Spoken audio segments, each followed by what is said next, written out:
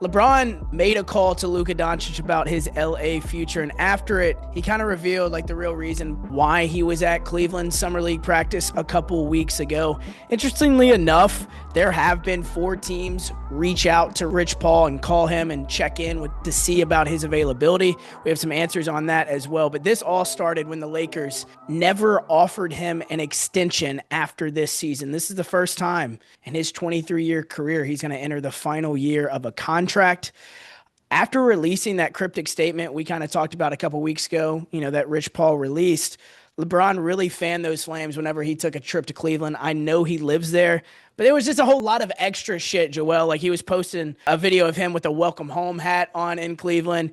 Obviously, it got leaked that he had went to the Cavs Summer League practice, trained with a couple of the rookies, even took a picture with one of the rookies. But James' explanations for all of these actions are a little bit different. He had said, I live in Cleveland. I work out there every summer. He had kind of pushed it to the side, but a source close to LeBron James told ESPN nothing he does is a coincidence. And that's what I've always believed, and probably what you've always believed with LeBron James. But after that trip is when he had his agent, Rich Paul, call Luka Doncic. And it was basically to, quote, extend an olive branch, like a peace treaty, kind of say hey, as of right now, nothing's happening. You know how the business works. But if we do anything, if we request a trade, we will let you know first. That definitely raised my eyebrows as it raised ESPN's eyebrows as well. Unsurprisingly, with all this reporting and stuff, 4 teams have called about James, and we know those 4 teams now.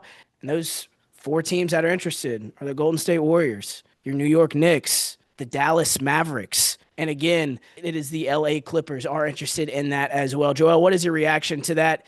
And will LeBron James be a Laker by February of next year? I don't think anything that LeBron James does is by accident. I do think that it's intentional. With that being said, this whole situation is kind of weird to me because LeBron, from what it seems like, is upset that the Lakers aren't prioritizing his tenure and they're focusing more on the future with Luka Doncic. And I'm surprised by that because I think that the future for Luka Doncic and building around him is now. It's not about later. This isn't a player that was freshly drafted like Hooper Flag and is 18 or 19 years old. This is a player that is about to enter his prime.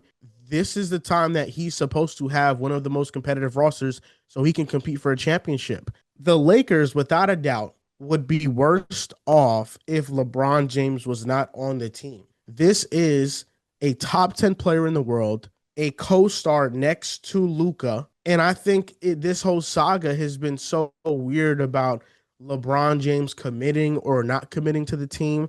I'm not sure who's doing it more on either side. I don't know if it's the Lakers that they don't want to commit to LeBron, or if it's LeBron that doesn't want to commit to the Lakers. But this whole situation feels a little bit weird to me. It feels a little bit unnecessary. And I think that LeBron James will be on the Lakers when the season starts. Yeah, unnecessary is the best word to describe it because either side have had their chances to shut this down. Dave McMenamin walked over to LeBron James in Vegas at Summer League, asked him to clear the air. LeBron said he had nothing to talk about. The LA Lakers, after LeBron opted in, did not even release a statement about it. They released a statement about Jake LaRavia, DeAndre Ayton, but when LeBron James, arguably one of the greatest players of all time, opts in, they were nothing. They said absolutely nothing. And I want to clear something up as well. I had said the Clippers were one of the 4 teams. It was the Cleveland Cavaliers, the Dallas Mavericks, the New York Knicks, and the Golden State Warriors. So it's the Cavs, not the Clippers. Clear that up. But I agree with everything you just said because LeBron James, I think this will get the hottest around the trade deadline. I expect him to report to camp. LeBron and his representation expect that. The LA Lakers expect that after him opting in.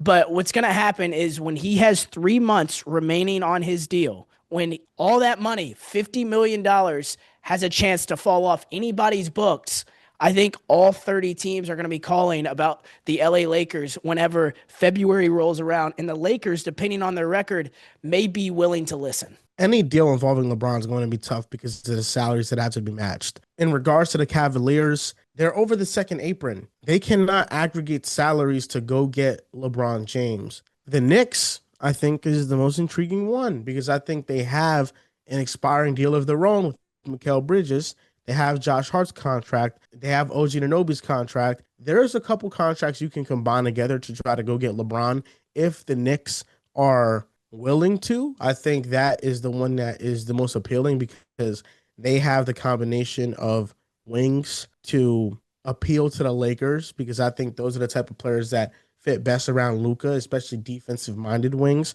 So I think those teams make the most sense. But I don't see LeBron going anywhere. I think he's staying with the Lakers. And I think he wants to retire a Laker as well. I think all of these questionable posts he's made, all of these ways he's moved different is just a strategic thing to apply pressure on the Lakers. Well, now, like, if I'm LA, like the answer is simple. I'm choosing the 26-year-old superstar over the 41-year-old superstar. This is not a hard decision to make. And no matter how loud that the 41-year-old kicks and screams, I'm not going to listen and do what he wants me to do. I think the balance that Rob Pelinka and the Lakers need to figure out is not shoving everything into 2026, 2027, 2028. At the end of the day, Luka Doncic is in his prime right now. And you said this a couple weeks ago.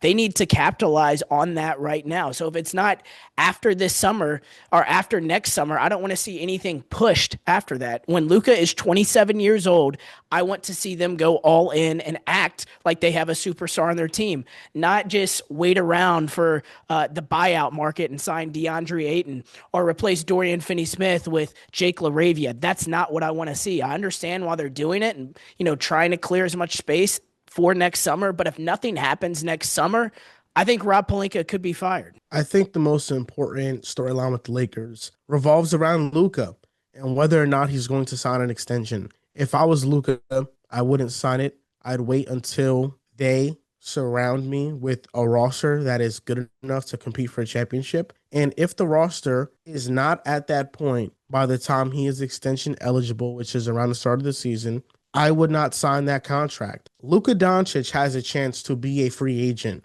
in the 2026 offseason. There are a lot of suitors. All those suitors that you mentioned for LeBron is even more for Luka Doncic. And Luka Doncic, and for the first time in his career, would have the ability to handpick the team in the situation that he wants to go to. I think Luka has deserved that, and I would be shocked if he signs an extension before he's given that opportunity, especially with the way that things are going for the Lakers and the direction they're choosing to approach this entire LeBron situation with. I think this offseason has been underwhelming for them, and it hasn't convinced Luka to stay. For sure. And I know that front office is on pins and needles waiting for that. Luka has three options on August 2nd. The Lakers have offered a 4-year, $229 million offer. That's on the table. That's the most they can offer right now.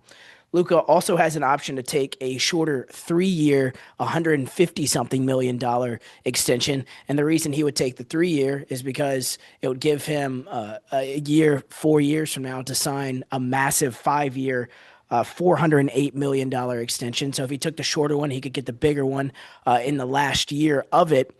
Or he can do what you just said and wait it out and see what happens and see if his future belongs in LA. I think the most likely of those three scenarios is the 3-year deal and capitalize on that record-setting 5-year deal a few years from now. But yes, it is definitely a conversation, especially with how this roster has been built since Luka has become a Laker just 5 months ago. It's not a good enough roster. That's the bottom line. It's not good enough to compete. And he has to be worried about where he decides to stay long term.